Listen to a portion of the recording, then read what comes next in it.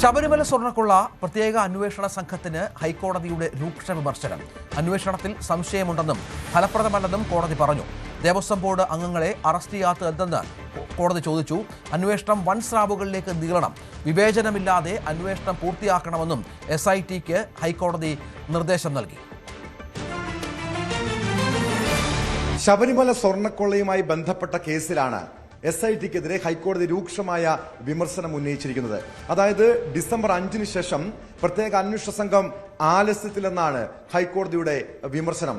അതായത് ഈ കേസിലെ ദേവസ്വം ബോർഡ് മുൻ അംഗങ്ങളായിട്ടുള്ള ശങ്കർദാസിനെയും അഡ്വക്കേറ്റ് വിജയകുമാറിനെയും എന്തുകൊണ്ട് അറസ്റ്റ് ചെയ്തില്ല എന്ന് ഹൈക്കോടതി ചോദിച്ചിരിക്കുന്നു. അതിൽ പ്രധാനമായും ചൂണ്ടിക്കാണിക്കുന്നത് ഈ ദ്വാരപാലക ശില്പങ്ങളിലെ സ്വർണ്ണപ്പാളികൾ, അതിൽ സ്വർണം പൂശാൻ വേണ്ടി ഉണ്ണികൃഷ്ണൻ പോറ്റിക്ക് ഈ സ്വർണ്ണപ്പാളികൾ നൽകാനുള്ള തീരുമാനം, വിട്ടു നൽകാനുള്ള തീരുമാനം ദേവസ്വം ബോർഡിന്റെ കൂട്ടായ തീരുമാനമായിരുന്നു. പക്ഷെ ദേവസ്വം ബോർഡ് മുൻ പ്രസിഡന്റ് പത്മകുമാറിനെ മാത്രമാണ് ഈ കേസിൽ പ്രതി ചേർത്തത്, അറസ്റ്റ് ചെയ്തത്.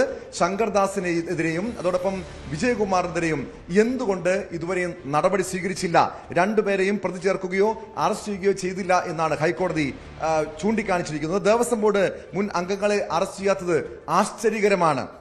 വിവേചനമില്ലാതെ അന്വേഷണം പൂർത്തിയാക്കണമെന്നാണ് ഹൈക്കോടതി പ്രത്യേക അന്വേഷണ സംഘത്തിന് നൽകിയിരിക്കുന്ന നിർദ്ദേശം. ഒരു കാരണവശാലും കുറ്റവാളികളെ വേർതിരിച്ച് കാണരുത്. അതായത് പത്മകുമാറിനെ പ്രതി ചേർക്കുന്നു, അറസ്റ്റ് ചെയ്യുന്നു. പക്ഷേ ഈ കേസിൽ ശങ്കർദാസിനെയും വിജയകുമാറിനെതിരെയും ഒരു നടപടിയും ഉണ്ടായില്ല. അതുകൊണ്ട് തന്നെ കർശനമായ നടപടി സ്വീകരിക്കണം. അതോടൊപ്പം പത്മകുമാറിനൊപ്പം ദേവസ്വം ബോർഡ് അംഗങ്ങൾക്കും ഈ ക്രിമിനൽ കേസിൽ ഇതിൽ ഉത്തരവാദിത്തമുണ്ട്. അന്വേഷണം ഫലപ്രദമല്ല എന്നും ഹൈക്കോടതി വിമർശിക്കുകയാണ്. അന്വേഷണത്തിൽ സംശയമുണ്ട് എന്നാണ്. അതായത് ഈ പ്രത്യേക അന്വേഷണ സംഘത്തെ സംശയമുനയിൽ നിർത്തുന്ന രീതിയിലാണ് ഹൈക്കോടതിയുടെ വിമർശനങ്ങൾ. പ്രത്യേക അന്വേഷണ സംഘത്തിലെ SP ശശിധരനോട് ഇതുമായി ബന്ധപ്പെട്ട ചോദ്യങ്ങൾ ഹൈക്കോടതി ഉന്നയിച്ചിട്ടുണ്ട്.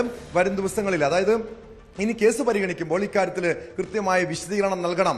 അതിന് മുൻപ് തന്നെ ഈ ശങ്കർദാസിനെതിരെയും വിജയകുമാറിനെതിരെയും നടപടി ഉണ്ടാകണമെന്നും ഹൈക്കോടതി നിർദ്ദേശം നൽകിയിട്ടുണ്ട്. സ്വാഭാവികമായും വരും ദിവസങ്ങളിൽ ഇനി SITയുടെ നീക്കങ്ങൾ അതിനിർണായകമായിരിക്കും.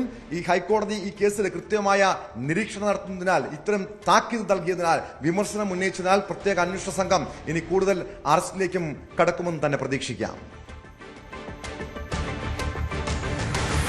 ശബരിമല സ്വർണ്ണക്കൊള്ള അന്വേഷിക്കാൻ ഇഡിക്ക് അന്വേഷണത്തിന്റെ മുഴുവൻ രേഖകളും കൈമാറാൻ കൊല്ലത്തെ വിജിലൻസ് കോടതി ഉത്തരവിട്ടു. സമാന്തരമായി ED അന്വേഷണം നടക്കുന്നത് നിലവിലെ അന്വേഷണത്തെ ബാധിക്കുമെന്ന SITയുടെ വാദം തള്ളിയാണ് കോടതി ഉത്തരവിട്ടത്. നേരത്തെ ഹൈക്കോടതി ED അന്വേഷണമാവാമെന്ന് നിലപാടെടുത്തെങ്കിലും കേസ് രേഖകൾ കൈമാറുന്ന കാര്യം വിചാരണ കോടതി തീരുമാനമെടുക്കാനാണ് നിർദ്ദേശിച്ചിട്ടുള്ളത്.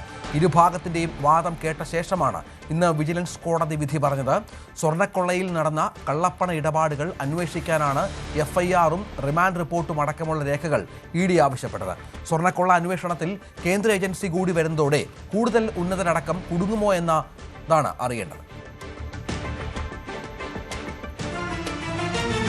ശബരിമലയിൽ നിർണായക അറസ്റ്റുമായി SIT. Smart Creations CEO Pankaj ഭണ്ഡാരിയും ബെല്ലാരിയിലെ ജുവലറി ഉടമ ഗോവർദ്ധനും അറസ്റ്റിലായി. ഇതോടെ കേസിൽ അറസ്റ്റിലായവരുടെ എണ്ണം 9ആയി.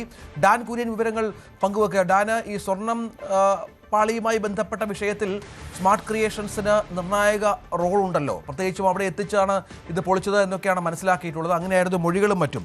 ഇപ്പോൾ കൂടുതൽ എന്തെങ്കിലും പങ്കാളിത്തം ഇതുമായി ബന്ധപ്പെട്ട് കണ്ടെത്തിയിട്ടുണ്ടോ SIT?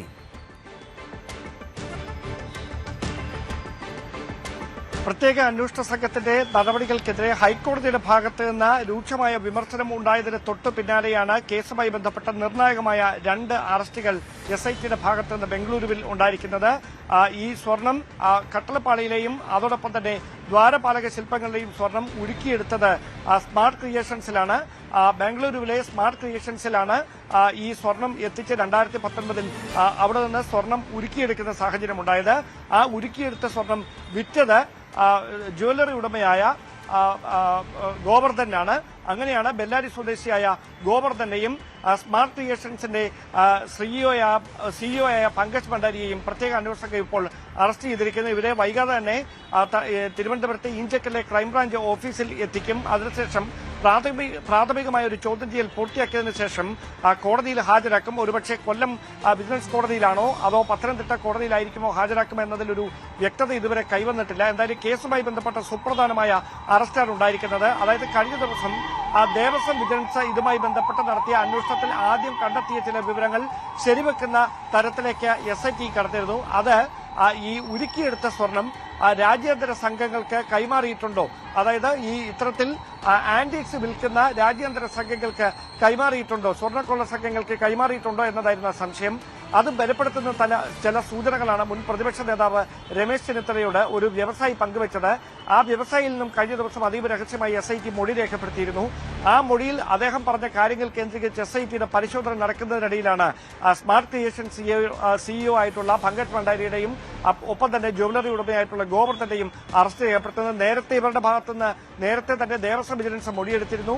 അന്ന് മൊഴിയിൽ പറഞ്ഞ കാര്യങ്ങളല്ല ഇപ്പോൾ ആവർത്തിക്കുന്നതെങ്കിൽ അവരുടെ നില കൂടുതൽ ഒരു പരിങ്ങലാകുന്ന സാഹചര്യം ഉണ്ടാകും. എന്തായാലും വിശദമായ ഒരു ചോദ്യം ചെയ്യലും തെളിവെടുപ്പും ഈ രണ്ടുപേരുമായും SIT നടത്തുമെന്നാണ് അറിയുന്നത്. വൈകാതെ തലസ്ഥാനത്ത് അവരെ എത്തിച്ച ശേഷമായിരിക്കും വിശദമായ ചോദ്യം ചെയ്യലും തുടർന്ന് കോടതിയിൽ ഹാജരാക്കുന്ന ഉൾപ്പെടെയുള്ള തുടർ നീക്കങ്ങളിലേക്ക് കടക്കുകയും ചെയ്യുന്നതാണ് വിവരം. അതാണ് സാഹചര്യം. ഏതായാലും നിർണായകമായ അറസ്റ്റുകളിലേക്ക് SIT കടക്കുന്നു എന്നത് ഈ കേസിനെ സംബന്ധിച്ചിടത്തോളം പ്രാധാന്യമുള്ളതാണ്. സ്വർണ്ണ കവർച്ചയിൽ മുഖ്യമന്ത്രിയുടെ ഓഫീസ് SITക്ക് മേൽ സമ്മർദ്ദം ചെലുത്തി